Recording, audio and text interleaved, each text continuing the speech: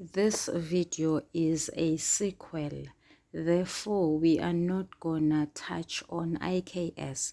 Nonetheless, we need to share information so that we grow on daily basis. Abantu abanophahla olwakhiwe ngesenke basenhlanhleni, because a tinned roof is inaccessible to burglars and/or thieves. That is also true for a door that is made of metal. It is unbreakable. Kodwa-ke manje, phela sihamba nesikhathi.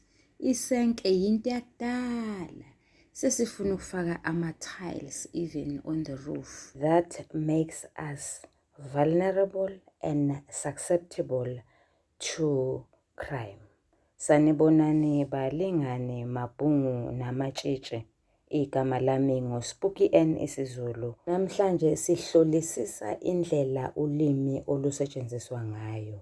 NgesiNgisi baye bakubize lokhu ngokuthi phecelezi yi-critical language awareness. Ake siboneke ukuhlolisisa indlela ulimi olusetshenziswa ngayo.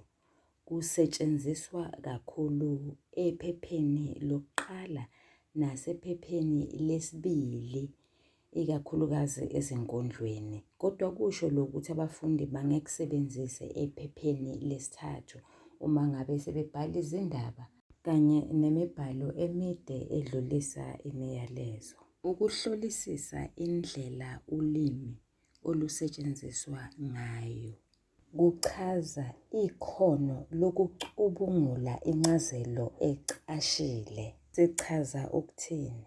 Sichaza ukuthi la incazelo ibekwa icashe, kodwa umfundi akwazi ukuyihlaziya, ayihumushe, phinde ayiqagule, acabangisise ukuthi kuchazwani, yini leyo eshiwoyo ngokusetshenziswa kwaleyo ncazelo ecashile. Ake siboneke izinhlobo zolimi ezingena ngaphansi kokuhlolisisa indlela ulimi olusetshenziswa ngayo.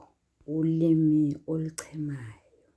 Lapha okhulumayo obhalayo ukhetha uhlangothi oluthile aluvune, lokho sithi ukuchema. Ulimi oluchemayo ngesiNgisi kuthiwa phecelezi yi-biased language. Ake senze isibonelo. Ngiye ngibone kuma-Facebook abantu besilisa babhale ngalolu hlobo le gender lena. Basuke bechema, bevuna abanye abantu besilisa. Ulimi oluchukuluza imizwa. Lapha sinemizwa eyahlukahlukene.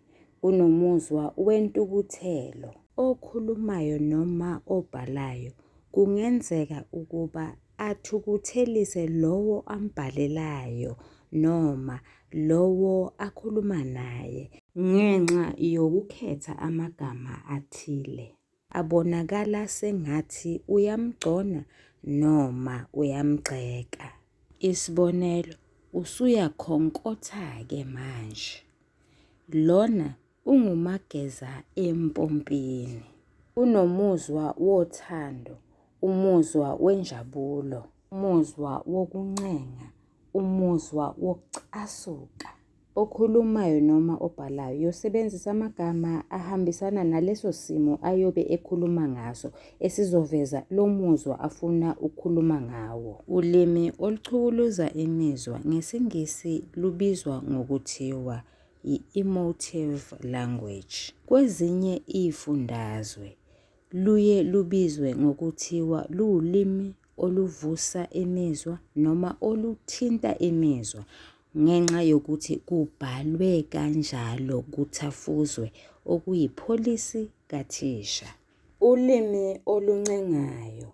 Lapha okhulumayo noma obhalayo ukhuluma abhale ngendlela yokunxusa ukuba umuntu enze okuthile. Isibonelo, ngane yami, woza uzongikhela amanzi.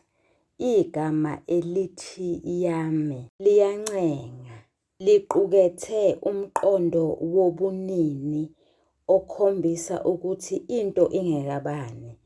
Isikhathi esiningi lowo muntu okhulumayo noma obhalile usuka ekhuluma nomuntu ongeyona ingane yakhe. Ulimi oluncengayo siphinde silubone lapho lusetshenziswa noma kukhuluma umuntu okhuluma nomuntu ongesona isihlobo sakhe, kodwa odinga ukuba enzelwe okuthile.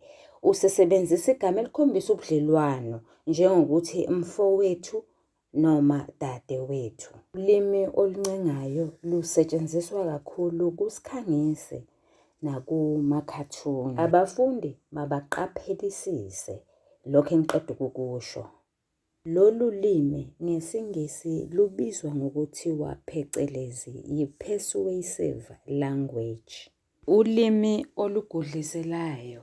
Lapha sichaza ukukhetha igama elinencazelo ecashile libe likhona igama elinencazelo esobala, okuchaza ukuthi lowo okhulumayo noma obhalayo wobhala igama elinencazelo ecashile esikhundleni sokukhetha igama elinencazelo esobala. Isibonelo, ngenyanga ezayo sizobe senza itiye. Leli gama elithi itiye linencazelo ecashile. Itiya umcimbi. Ithini-ke incazelo esobala? Itiya uketshezi oluphuzwa lumnyama, lungafakwa nobisi, lungaphuzwa lushisa, lungaphuzwa lubanda, lungaphuzwa namacebelengwane, lungaphuzwa lodwa. Isibonelo sesibili, uncane usiphelile, muhle yilanga.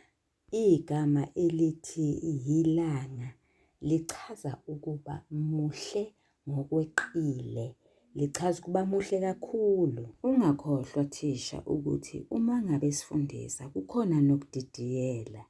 Uma sithi uncane usiphelile, muhle yilanga, uma ufundisa izifenqo usungakusebenzisa lokho njengesifenqo esibizwa ngokuthiwa isingathekiso noma ukungathekisa. Balingani bam nani bafundi, I wouldn't lie and say I know what ukugudlisela noma what ulimi olugudliselayo is in English. I came up with my own definition of undertones. Ulimi nobudlelwano bamandla. Lapha okhulumayo noma obhalayo usebenzisa ulimi oluqhakambisa isikhundla somuntu noma olunobudlelwano nesikhundla somuntu. Isibonelo, wanikeza uyise iholo lakhe lokuqala. In my opinion, this example should be part of IKS. Sisho ngoba ingane enikeza unina noma uyise iholo layo lokuqala iba nenhlanhla, kuvuleke iminyango. Abelungu bebangawaqamba amanga uma bethi charity begins at home. IsiNgisi lolu limi lubizwa ngokuthiwa i-power relations, umbono neqiniso. Lapha singaphawula umehluko phakathi kwalokho okungeke kwaphikiswa esikubiza ngokuthi kuliqiniso nalokho okungaphikiswa esikubiza ngokuthi kungumbono. Isibonelo seqiniso. Izikole namanyuvesi akubaqeqeshi abafundayo ukuba babe nolwazi lokwazi ukuthi imali igcinwa kanjani futhi ivikelwa kanjani. Lokho bakufundiswa yimpilo. Isibonelo sesibili.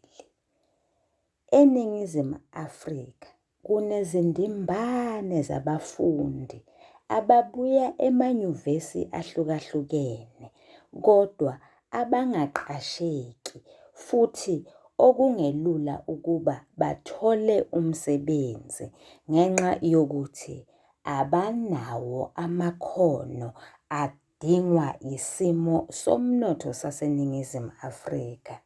Bangani bami nabafundi, sengiyazikhulumela nje, yingakho sinevidiyo emayelana nemisebenzi engenza ukuba abafundi basheshe baqasheke.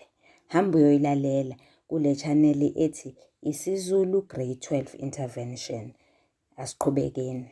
Umbuzo othinta umbono neqiniso uvame ukuba sekugcineni kwesiqeshana esifundelwa ukuqondisisa. Iqiniso ngesiNgisi singathi phecelezi it is a fact, kanti umbono ngesiNgisi singathi phecelezi it is an opinion. Ulimi lwesigodi.